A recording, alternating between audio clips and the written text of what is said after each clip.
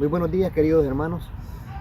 Vamos a compartir el Evangelio hoy miércoles 24 de abril, que está tomado del Evangelio de San Lucas en el capítulo 24, del versículo del 13 al 35. Y lo vamos a hacer en el nombre del Padre, del Hijo y del Espíritu Santo. Amén. Aquel mismo día iban dos de ellos a un pueblo llamado Emaús, que dista 70 estadios de Jerusalén, y conversaban entre sí sobre todo lo que había pasado.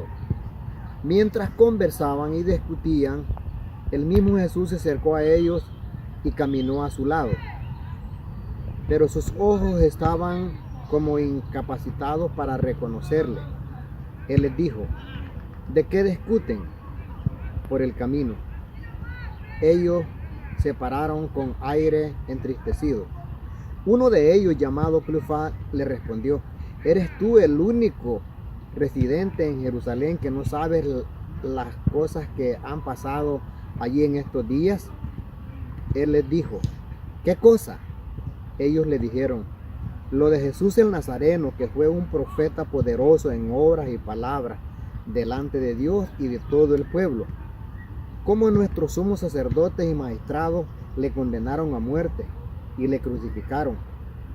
Nosotros esperábamos que sería él que iba a liberar a Israel, pero con todas estas cosas llevamos ya 3 días desde que esto pasó.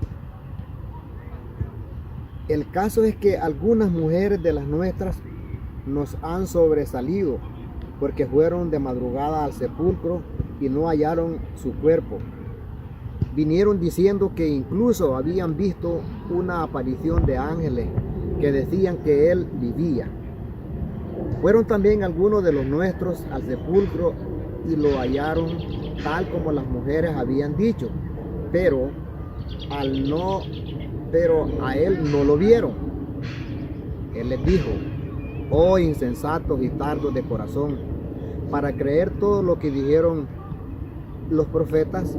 ¿No era necesario que el Cristo padeciera eso para entrar así en su gloria? Empezando por Moisés y continuando por todos los profetas. Les explicó lo que había sobre él en toda la escritura. Al acercarse al pueblo a donde iban, él hizo además de seguir adelante, pero ellos le rogaron insistentemente: quédate con nosotros, porque atardece el día, ya ha declinado. Entró pues y se quedó con ellos. Sentado a la mesa con ellos, tomó el pan, pronunció la bendición, lo partió y se lo iba dando. Entonces se les abrieron los ojos y le reconocieron, pero él desapareció de su vista. Se dijeron unos a otros: ¿no estaba ardiendo nuestro corazón dentro de nosotros cuando nos hablaba en el camino y nos explicaba las escrituras? Y levantándose al momento se volvieron a Jerusalén y encontraron reunidos a los 11 y a los que estaban con ellos, que decían: es verdad, el Señor ha resucitado y se ha aparecido a Simón. Ellos por su parte contaron lo que había pasado en el camino y cómo le habían conocido al partir el pan. Hermanos y hermanas, esto es palabra del Señor. Gloria y honor a ti, Señor Jesús. Bien, hermanos, vamos a reflexionar, ¿verdad?, del Evangelio pues que hemos leído, ¿verdad? Ahora pues hemos leído el Evangelio de, como ya lo escuchamos, el Evangelio de San Lucas, y estamos viendo a los discípulos de Emaús que se dirigían a este pueblo, ¿verdad? Y que iban conversando por el camino. Y de verdad estos discípulos iban tristes, decepcionados, sin esperanzas por lo que había pasado. Para ellos todo había terminado con la muerte de Jesús, porque ellos esperaban que Jesús, ¿verdad?, los liberara, dice, ¿verdad? Que era el hombre que liberara a Israel. Y en verdad no habían entendido, porque Jesús sí liberó a Israel, pero lo liberó del pecado, ¿verdad? No tal vez a lo mejor como ellos pensaban, ¿verdad? Que iba a luchar de otra manera, con un ejército, con espadas o con otra cosa. Iban conversando en ese momento cuando Jesús, ¿verdad?, aparece y comienza a caminar con ellos. Y él les dice, ¿de qué van discutiendo? ¿De qué van conversando, verdad? Y entonces uno llamado Cleofás, ¿verdad?, le dice, ¿eres tú el único residente en Jerusalén que no sabes lo que ha pasado? Y Jesús le dice, ¿verdad?, ¿y qué es lo que ha pasado?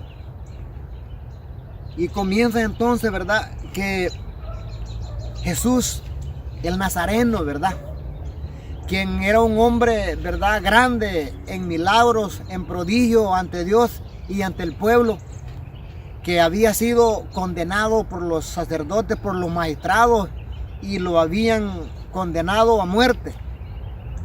Y que ya han pasado 3 días, ¿verdad? Y Jesús está allí para ellos, muerto ya, que no tiene nada que hacer. Hermanos, y Jesús comienza a explicarles y a decirles, ¿verdad?, que era necesario, ¿verdad?, que Jesús el Nazareno fuera entregado, ¿verdad?, fuera crucificado, ¿verdad?, para que se cumpliera la escritura, desde Moisés hasta los profetas. Y empieza Jesús a explicarles, ¿verdad?, acerca de la escritura, lo que se decía de él. Y comienza a decirles que era necesario, pues, que él muriera, ¿verdad?, para luego entrar a la gloria. Y Jesús les dice esto: oh insensatos y tardos de corazón, para creer todo lo que se dice, todo lo que dijeron los profetas. No era necesario entonces, ¿verdad?, que Jesús el Nazareno fuera entregado para luego entrar a su gloria. No habían entendido lo que estaba pasando. Y aquí el mensaje que nos da entonces, ¿verdad?, es que Jesús ha resucitado, y que Jesús, al resucitar, nos ha dado vida a cada uno de nosotros. Jesús no se quedó en la tumba. Jesús no se quedó allí.